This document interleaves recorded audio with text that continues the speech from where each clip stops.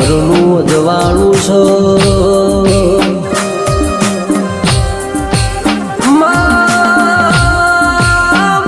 જેને મજૂરી ખાતર મલખ મેલ્યો હોય એ જેને ઘરની જવાબદારી ખાતર ભણતર મેલ્યું હોય એ જેનું ખોવાઈ ગયું હોય ન તારા સિવાય બીજું ખોળનાર મળણીમાં